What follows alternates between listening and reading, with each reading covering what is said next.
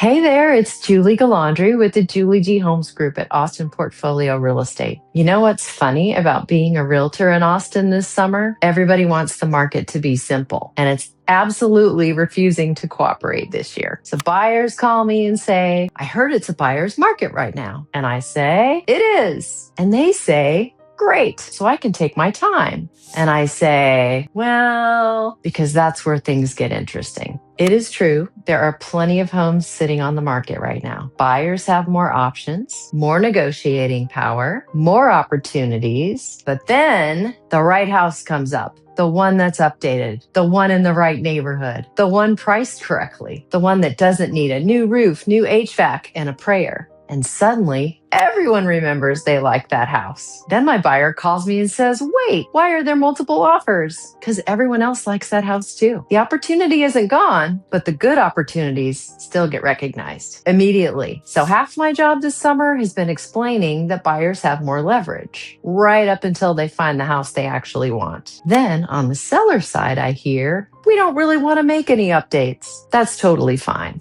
You don't have to. You can absolutely sell your house without making updates. You just can't sell it for the same price as the updated house down the street. That's the part people don't like because this market is very generous. It gives sellers options. You can update the house or you can price accordingly. What you generally can't do is neither, especially in the summer. When buyers are on vacation, they're at the lake, they're at camp drop-off, at baseball tournaments, mentally checked out until Labor Day. The summer buyer pool is already smaller and more distracted. So if a house needs work and is priced like it doesn't, the market notices immediately. I spend most of my days explaining that buyers are being picky, which sounds rude until you remember they're spending hundreds of thousands of dollars. That's actually a reasonable time to be picky. And honestly, the market is being picky too. That's really what's happening. The market is rewarding homes that are prepared, updated, and priced correctly. And it's rewarding buyers who are patient enough to wait for the right opportunity, but decisive enough to act when it shows up, which means every conversation I have eventually ends with the same answer. Well, it depends. At this point, I should put it on my business card.